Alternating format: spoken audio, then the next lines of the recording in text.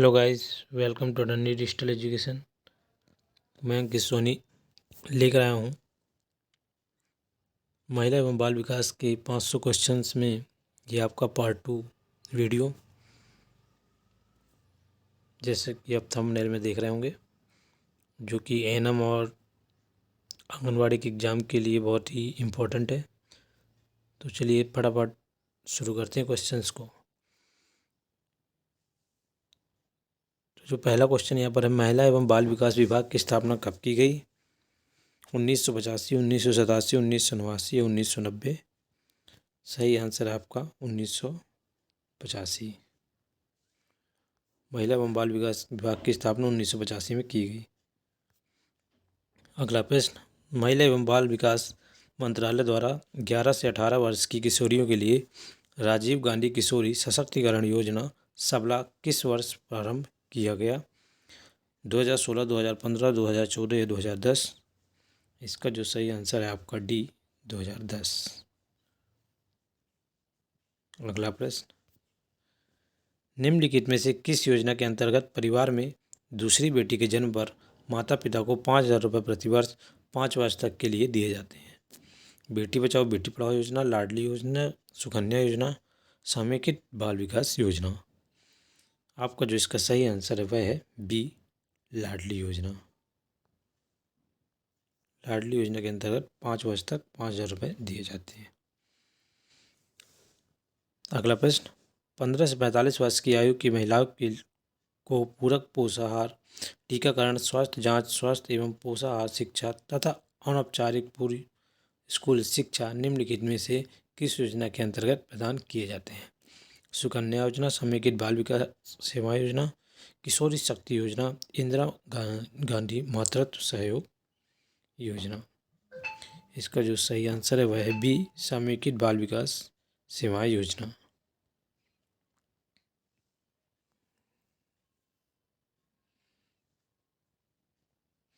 अगला प्रश्न, 6 वर्ष की आयु तक के बच्चों को पोषण तथा स्वास्थ्य स्थिति में सुधार लाना निम्नलिखित में से किस योजना का उद्देश्य है? 6 वर्ष की आयु तक के बच्चों की पोषण तथा स्वास्थ्य स्थिति में सुधार लाना निम्नलिखित में से किस योजना का उद्देश्य है? लाडली योजना, सुकन्या योजना, समेकित बाल विकास सेवा योजना, किशोरी शक्ति योजना? तो यहाँ पर जो हमारा सही आंसर है वह है सी, समेकित बाल विकास है, वो बाल विकास सेवा योजना। सी हमारा सही आंसर है। 11-18 वर्ष की किशोरी बालिकाओं के पोषाहार एवं स्वास्थ्य स्तर में सुधार लाने तथा उन्हें गृह आधारित व्यावसायिक कुशलताओं से सुसज्जित करने एवं इनमें सुधार लाने के उद्देश्य से कौन सी योजना चलाई जा रही है? किशोरी शक्ति योजना, लाडली योजना, दो ऑप्शन होंगे, सुकन्या योजना या बेटी बचाओ बेटी पढ़ाओ योजना? इसका जो सही आंसर है वह है ए, किशोरी शक्ति योजना। किशोरी शक्ति योजना इसका सही आंसर है। निम्नलिखित में से किस योजना के अंतर्गत गर्भवती एवं दूध पिलाने वाली माताओं को शामिल किया जाएगा?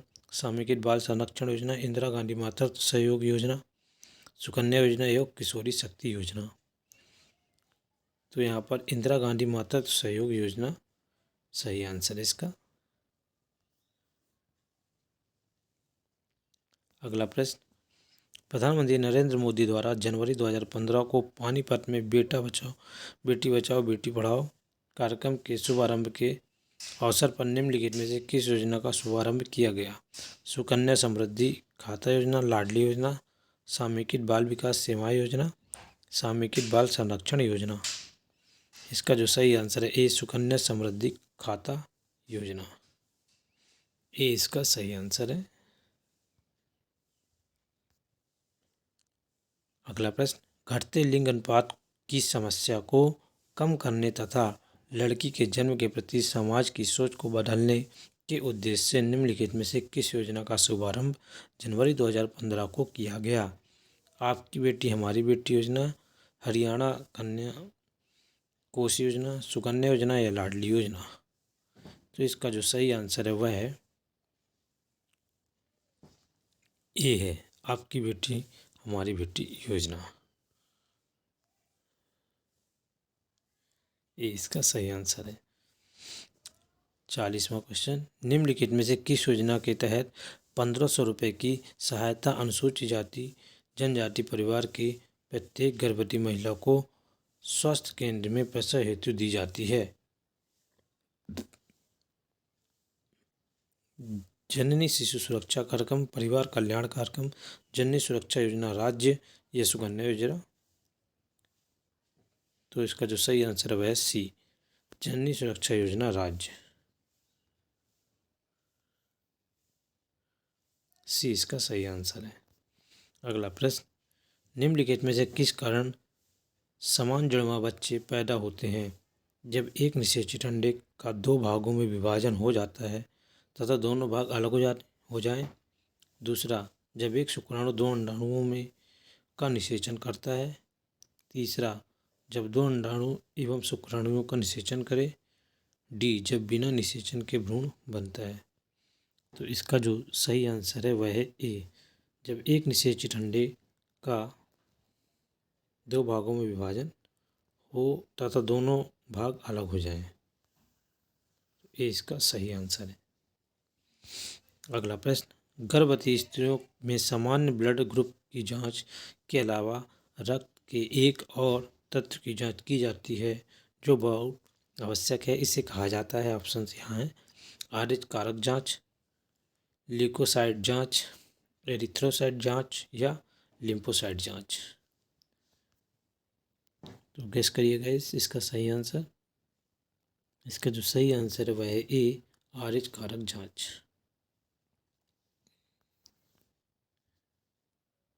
अगला प्रश्न, गर्भाशय में विकसित हो रहे भ्रूण को निम्नलिखित में से किस संरचना द्वारा पोषक तत्व मिलता है?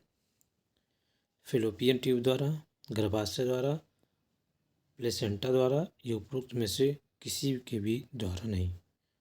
तो आंसर इसका गेस करिए।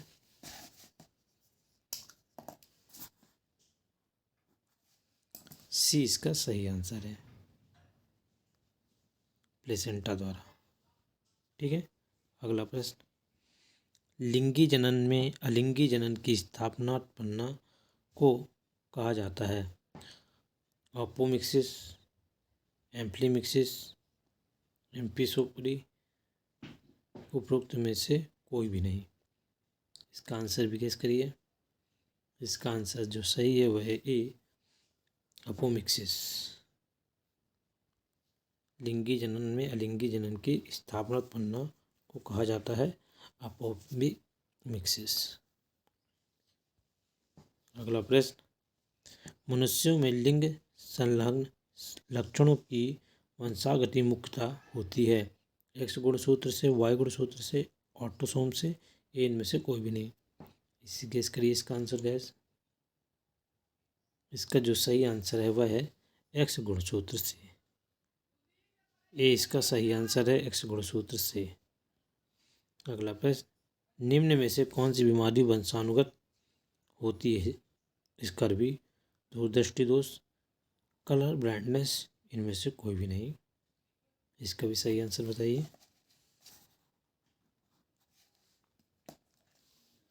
कलर ब्लाइंडनेस जो है वह वंशानुगत होती है।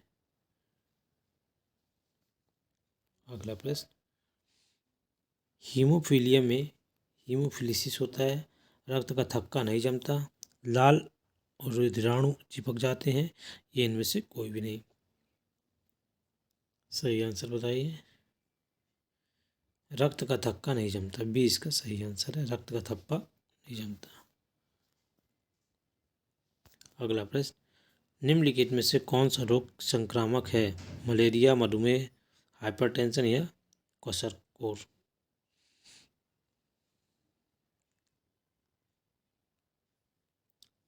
तो यहाँ पर जो सही आंसर है वह है मलेरिया।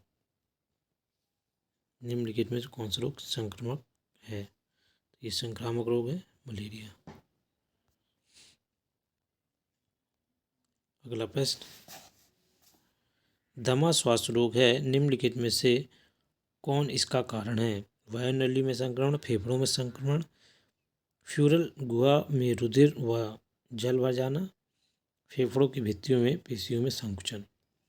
तो जो इसका सही आंसर है वह है डी, फेफड़ों की भित्तियों में पेशियों में संकुचन।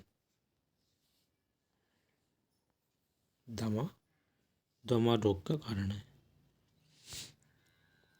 अगला क्वेश्चन, पोलियो वायरस का संक्रमण किसके द्वारा होता है?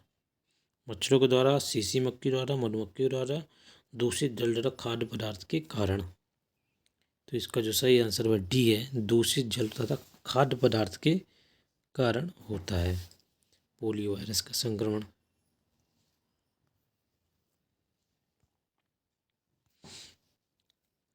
कालाजार रोग का रोगाणु निम्नलिखित में से कौन है? जियार्डिया, ट्राइपनोसोमा, लेशमानिया या डी वायरस। बताइए इसका सही आंसर। सी इसका सही आंसर है, लेशमानिया। अगला प्रश्न,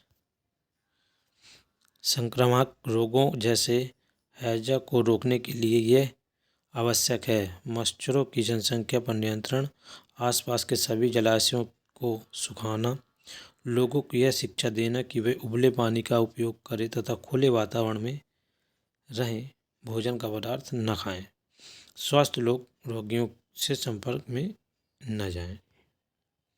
तो इसका जो सही आंसर है वह है सी, लोगों को यह शिक्षा देना कि वे उबले पानी का उपयोग करें तथा खुले वातावरण में रखे भोजन का पदार्थ का सेवन न करें या न खाएं उसे। संक्रामक रोगों से जैसे हैजा को रोकने के लिए यही चीज़ें आवश्यक है। सी इसका सही आंसर है। अगला प्रश्न, निम्नलिखित में से किसका संबंध डिप्थीरिया रोग से है? फेफड़ों का, यकृत का, कंठ का या रुधिर का? तो इसका जो सही आंसर है सी, कंठ का। डिप्थीरिया रोग का जो है कंठ से संबंध है। अगला प्रश्न, जीवाणु जनित रोगों की औषधियाँ अधिक होती हैं जबकि विषाणु रहित रोगों की नहीं, क्योंकि? जीवाणु जनित रोगों की औषधियाँ अधिक होती हैं जबकि विषाणु जनित रोगों की नहीं, क्योंकि अधिकांश जीवाणु परपोषी होते हैं, सभी विषाणु परपोषी होती हैं और उनका चारों ओर प्रोटीन का एक सुरक्षात्मक आवरण होता है। विषाणु जीवाणु से बहुत छोटे होते हैं, या इनमें से कोई नहीं। तो इसका जो सही आंसर है वह है बी है, सभी विषाणु परपोषी होते हैं और उनके चारों ओर प्रोटीन का एक सुरक्षात्मक आवरण होता है। तो बी इसका सही आंसर है। अगला प्रश्न, पीलिया रोग का संबंध शरीर की किस अंग से होता है? फेफड़े, गुर्दे, यकृत, उपयुक्त में से कोई भी नहीं। तो जो पीलिया रोग का संबंध वह जो है यकृत से होता है। तो इसका जो सही आंसर है वह है सी है। अगला प्रश्न, निम्नलिखित में से किस रोग का वाहक घरेलू मक्खी नहीं है? टाइफाइड, पीला ज्वर, हैजा या पेचिस? तो इसका जो सही आंसर है वह है बी, पीला ज्वर। पीला ज्वर जो है घरेलू मक्खियों का वाहक नहीं है। तो बी जो सही आंसर है। अगला प्रश्न, निम्नलिखित में से कौन सा रोग रोगी को एक बार हो जाने के बाद प्रायः पुनः आक्रमण नहीं करता? टाइफाइड, मोती जरा, मलेरिया, चिकन पॉक्स? तो इसका जो सही आंसर है वह है चिकन पॉक्स। डी इसका सही आंसर है। खसरा रोग निम्नलिखित में से किसके कारण होता है? जीवाणु, बैक्टीरिया, वायरस या प्रोटोजोआ? तो जो खसरा रोग होता है वो वायरस के कारण होता है। इसका जो सही आंसर सी है। निम्नलिखित में से कौन सा रोग जीवाणुओं के द्वारा नहीं होता है? ट्यूबरक्लोसिस, छोटी माता, प्लेग या हैजा? सही आंसर है बी, छोटी माता। जीवाणुओं के द्वारा यह रोग नहीं होता है। अगला प्रश्न, निम्नलिखित में से किसके कारण एथलीट्स फुट नामक बीमारी होती है? फंगस, बैक्टीरिया, वायरस या शैवाल? तो जो सही आंसर वह है फंगस। ठीक है गाइस, ये थे 30 क्वेश्चन। अब मिलेंगे अगले तीसरे पार्ट में अगले 30 क्वेश्चंस के साथ। धन्यवाद।